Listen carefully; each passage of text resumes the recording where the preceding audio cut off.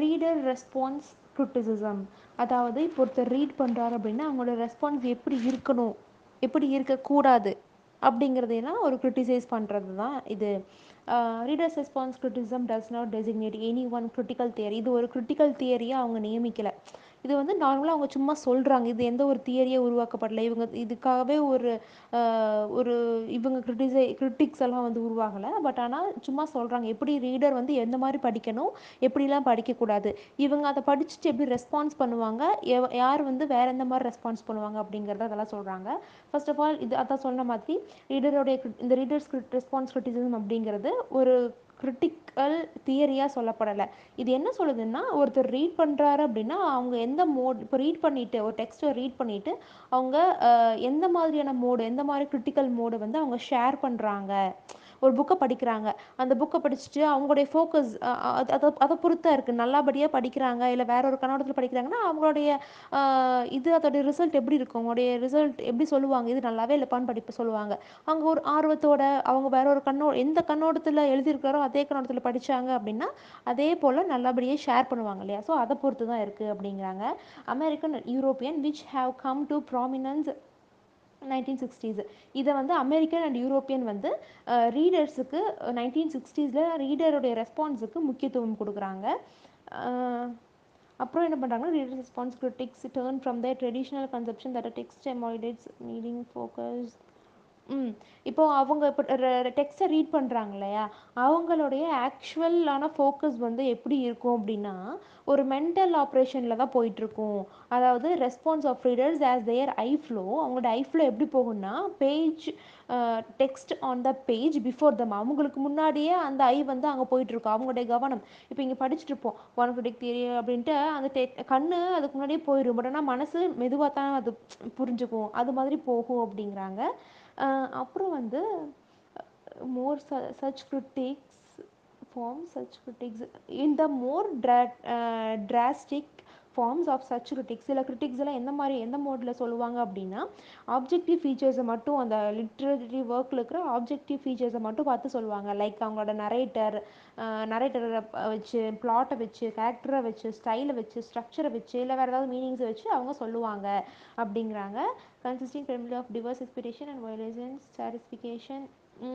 இதெல்லாம் வந்து எப்படி இருக்கணும் அப்படின்னா இதெல்லாம் எப்படி சொல்லுவாங்கன்னா அவங்க எந்த அளவுக்கு சாட்டிஸ்ஃபை ஆயிருக்காங்க, எந்த அளவுக்கு அவங்க வயோலேஷன் டிஃபர்மென்ஸ், அவங்களுக்கு எந்த அளவுக்கு டிஃபர்மெண்ட் அதுக்கு தெரியுது, அவங்களுடைய எக்ஸ்பெக்டேஷன் எப்படி இருந்திருக்கு, இதை வச்சு தான் அவங்க வந்து அதை கிரிட்டிசைஸ் பண்ணுவாங்க. அந்த அந்த ஒர்க்கை இப்படி தான் அவர் எழுதியிருக்காரு அப்படிங்கிறத அந்த ரீடர் வந்து இப்படி தான் ரெஸ்பான்ஸ் பண்ணுவாங்க அப்படிங்கிறத சொல்கிறாங்க.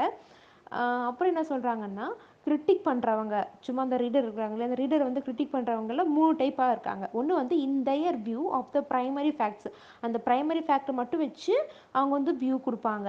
அது that shape a reader response, அதுதான் அவங்களுடைய ரெஸ்பான்ஸ். அந்த அந்த டைப் ஆஃப் ரீடருக்கு அப்படி தான் ரெஸ்பான்ஸ் பண்ணுவாங்க. தட் ஷேப், அதுதான் அந்த ஷேப்பில் இருக்கிறவங்க அந்த மாதிரி ரெஸ்பான்ஸ் பண்ணுவாங்கன்றாங்க. ரெண்டாவது, in the place at which they draw the line between what is objective given in the text. இப்போ வந்து அந்த டெக்ஸ்ட்டில் என்ன ஆப்ஜெக்டிவ் இருக்குது அண்ட் என்ன சப்ஜெக்டிவ் இருக்குது அப்படிங்கிறத பொறுத்து ஒரு சில இண்டிவிஜுவலான ரீடரை வந்து ரெஸ்பான்ஸ் பண்ணுவாங்க. ஒரு சிலர் அவங்களோட ப்ரைமரி ஃபேக்டர் வச்சு தான், அந்த வியூவில் வச்சு தான் ரெஸ்பான்ஸ் பண்ணுவாங்க. ஒரு சிலர் ஆப்ஜெக்டிவ் எந்த மாதிரி இருக்குது, சப்ஜெக்டிவ் எந்த மாதிரி இருக்குது, அதையெல்லாம் பார்த்து அவங்களோட ரெஸ்பான்ஸ் இருக்கும். And results of this difference, இந்த ஒரு டிஃப்ரென்ஸை வச்சு தான் அதோட ரிசல்ட்டும் இருக்கும். அவங்க அப்ஜெக்டிவையும் சப்ஜெக்டிவையும் வந்து டிஃப்ரெண்ட் பண்ணி பார்க்குறாங்க இல்லையா, அப்போது அதுவும் ரிசல்ட்டும் அந்த டிஃப்ரென்ஸ் வச்சு தான் இருக்கும் அப்படிங்கிறாங்க. தேர்ட் வந்து தேர் கன்க்ளூஷன் அபவுட் எக்ஸ்டென்ட். இப்போ ஒரு ரைட்டர் வந்து அந்த டெக்ஸ்ட்டை வந்து ஒரு கன்க்ளூஷன் போட்டு முடிச்சிருப்பாங்க. அது இன்னும் கொஞ்சம் டெக்ஸ்ட்டை வந்து இன்னும் கொஞ்சம் எக்ஸ்பிளைன் பண்ணியிருக்கலாமே, இன்னும் கொஞ்சம் எக்ஸ்டெண்ட் பண்ணியிருக்கலாமே அப்படின்ற மாதிரி சொல்லுவாங்க. இந்த கதை இன்னும் கொஞ்சம் லாஸ்ட்டாக நீங்கள் இன்னும் கொஞ்சம் எக்ஸ்டெண்ட் பண்ணி சொல்லியிருக்கலாம், வேறு ஏதாவது ஒரு ட்விஸ்ட் வச்சு சொல்லியிருந்திருக்கலாம், இந்த மாதிரிலாம் சொல்லுவாங்க. ஸோ அப்படி ஒரு ரீடர் ரெஸ்பான்ஸ் வந்து இருக்கிறாங்க அப்படின்றாங்க. அடுத்து என்ன சொல்கிறாங்கன்னா, ஜெர்மன் கிரிட்டிக் வோல்ஃகாங் ஈசர். இந்த வுல்ஃப்காங் ஈசர் அப்படின்ற ஒருத்தர் வந்து ஜெர்மனான சேர்ந்தவர். இவர் ஒரு கிரிட்டிக்கு. இவர் வந்து phenomenology analyse of the reader response, ஒரு நிகழ்வு வச்சு ஒரு சில நிகழ்வுகள் வச்சு அவங்க ரீடரோட ப்ராசஸ் வந்து எப்படி இருக்கும் அப்படிங்கிறத அனலைஸ் பண்ணியிருக்கிறாரு. By Roman இங்கெங். பட் இது வந்து ரோமன் இன்கார்டனால் ப்ராசஸ் பண்ணப்பட்டுச்சு. But whereas Ingarden limited himself of to describe a reader in. ஆனால் அவர் ஒன்றும் பெருசாக அதை ஜென்ரலாக அது வந்து டிஸ்கிரைப் பண்ணல. பட் ஆனால் இவர் என்ன இவருடைய தியரியில் என்ன மாதிரி இன்வால்வ் பண்ணியிருக்கிறாங்க அப்படின்னா, ஒவ்வொரு இண்டிவிஜுவல் ஒர்க் ஆஃப் லிட்ரேச்சரையும் எஸ்பெஷலி ப்ரோஸை வச்சு அனலைஸ் பண்ணி சொல்லியிருக்கிறாரு.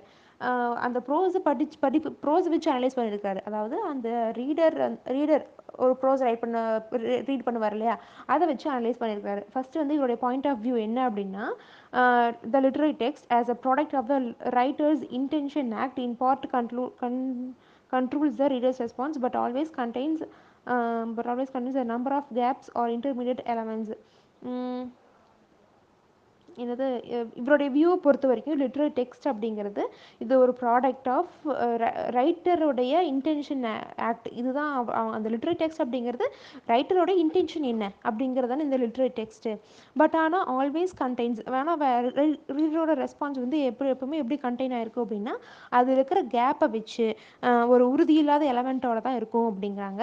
அதுக்கப்புறம் thus the reader must fill in but a creative participant with what is given before text before him. The experience of reading in the working process of அந்த ரீடருடைய response வந்து எதை உருவாக்குது அப்படின்னா, அவங்களோட சாட்டிஸ்ஃபேக்ஷனை வச்சு, அப்புறம் அவங்களோட ரீகன்ஸ்ட்ரக்ஷனை வச்சு, அப்புறம் வந்து அவங்களுடைய ஆன்டிசிபேஷன், இதை வச்சு தான் experience reading experience is evoking process உறுதி இல்லாத ப்ராசஸாக எக்ஸ்பீரியன்ஸ் பண்ணுறாங்க. அவங்களோட சாட்டிஸ்ஃபேக்ஷன் இல்லை அப்படின்னா அவங்க உறுதியாக இருக்க மாட்டாங்களே, இதை தான் சொல்ல வராங்கன்றது உறுதியாக இருக்க மாட்டாங்க. அதை தான் சொல்கிறாங்க. ஐசர் டிஸ்டிங்யூஷ் பிட்வீன் இம்ப்ளைடு ரீடர்.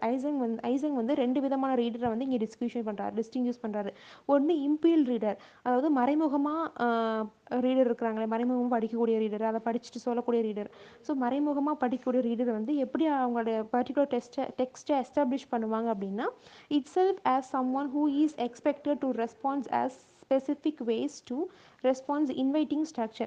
அவங்களோட ரெஸ்பான்ஸ் வந்து எப்படி இருக்குன்னா, ஒரு ஒரு இன்வைட்டிங் ஸ்ட்ரக்சரில் தான் இருக்கும் அப்படிங்கிறாங்க. ஒரு ஸ்பெசிஃபிக் வே, அது தனி வேல அவங்க வந்து பார்ப்பாங்க அப்படிங்கிறாங்க.